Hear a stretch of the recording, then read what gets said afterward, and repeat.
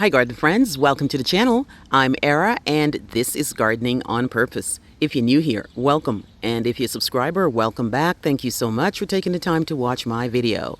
I garden in Georgia, Zone 8A. For today's video, I'll be continuing a National Pollinator Month series where I'll be highlighting 6 plants that are great in my garden to pull in pollinators. You might have seen part 1 where I focused on hummingbirds.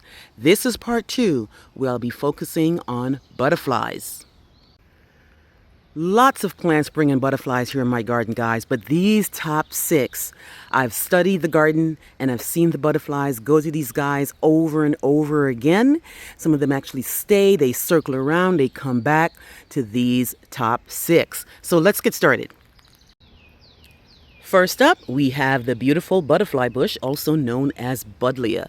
These guys here are swarmed with butterflies later on in the season, guys. Now, I was about to do the video, and they were all over it, and once I got here, they kind of moved away. But they love the butterfly bush. They love the cluster of flowers on it. Now, I do have the Puckster periwinkle, the Puckster pinker, and the Puckster amethyst from Proven Winners, and they all do amazing in my yard. Those 3 guys are actually dwarf plants in my yard, but I also do have some that are not dwarf. Here are the Nanho purple and the Nanho blue that I got from clearance from Lowe's a couple of years ago, and they have done amazingly well in my garden, guys. They all have those clusters. The butterflies love it, and the hummingbirds love them too. So these actually are really a good plant for hummingbirds as well. These guys love full sun, no shade. They really love the full sun. They definitely don't like wet feet, and they like to be pruned, because the more they are pruned, the more they will bloom. These guys here are in hot, blazing sun, and they are looking great. Let me know if you have the butterfly bush in your garden and how it does. Next up is the Millennium allium. This beauty here is new to my garden, and I did not realize that it pulls so many butterflies in. I know it pulls in bees, and I know it pulls in a lot of little insects, but the butterflies were all over this whole week, guys. I'm so impressed with the Millennium allium.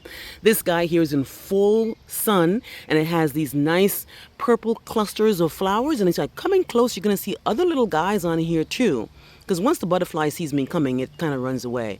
But this beauty here does well in my garden. These guys don't like wet feet, and they're part of the onion family, so they are also deer resistant if you're looking for something that's deer resistant, but they do amazingly well in my garden. Next up is yarrow. Any type of yarrow will work, guys, for these butterflies. They absolutely adore the fact that the yarrows have this flat landing pad for them to come in. They really love it.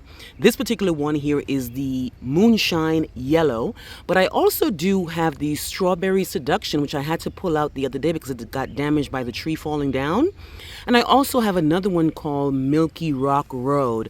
All of them are great for the butterflies. Now, yarrow does not like wet feet, and yarrow doesn't like soil that is completely overdone or remixed or amended too much. They don't like too much compost or anything, and I've learned that because they kind of flop when the soil is too good. So this particular one here is moonshine. This one here is Milky Rock Road, or Milky Rocky Road, or something like that. I'll put the correct name on the screen. They do amazing here for the butterflies in my garden. Next up is Verbena lollipop. You guys know I love this plant, although it's actually becoming a little bit invasive in the yard, and no matter how much I pull this thing out, it just seems to pop up. But it is a really big standout plant for the butterflies. They absolutely love verbena. Now again, this is Verbena lollipop. I have one more that's even better when it comes to the butterflies. This guy here is the Homestead Purple. My goodness, guys, this guy is a pretty long bloomer, and the butterflies absolutely adore it. It actually is not very tall. It's one of the ones you could probably use it as a ground cover, or you could use it as in the front where it's low growing and for a border or something. But the The purple guy here, this one here, the Homestead Purple, is absolutely amazing for the butterflies. Next up, we have the butterfly weed. Now, I bought this like 3 years ago, and I bought it the very same time I bought my Mexican petunia, and it was $16 or $15 for the 1.5 gallon. And it does really, really well in my garden. The thing is, it was hardy to 30 degrees. So the plant itself did not come back, but it does reseed. And what happens with reseeding is that when those pockets on those pods burst open after the butterflies are done with this plant, they kind of blow with the wind all over the yard and they show up somewhere else every year. So here he is showing up in this bed here with my gardenia and my beautyberry, and here is just randomly here the butterflies. When this guy opens, is going to be a really nice reddy orange and yellow, and you're going to see the butterflies are going to swarm to this, guys. They look amazing in my garden, and this is one plant that I'm happy that actually reseeds and makes a new addition to my garden every year. Let me know if you have the butterfly weed in your garden. Finally, we have the beautiful Lantana. This guy here is very iffy to come back for me. It has not really come back, no matter what variety I buy. I used to buy New Gold, and then this one I think is called Chapel Hill. It says it's hardy to 0 degrees. Let's see if it comes back this year.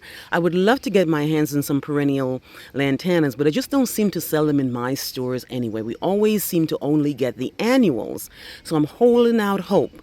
Now, this is why I used to buy the annual every year, because they bring in the butterflies. This beauty here, guys, oh man, it really, really brings these butterflies in. It's a beautiful plant, and I have it here in my yard in this particular bed with my Veronicas and my daisies and stuff.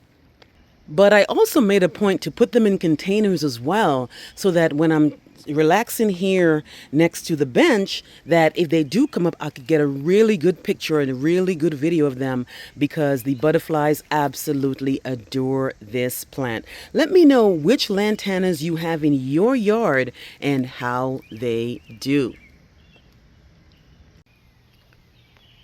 All right, guys, so that's it. That's my top 6 plants for bringing in butterflies in my garden.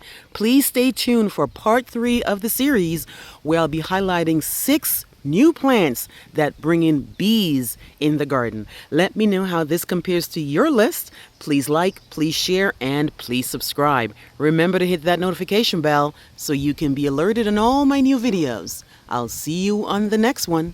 Bye-bye.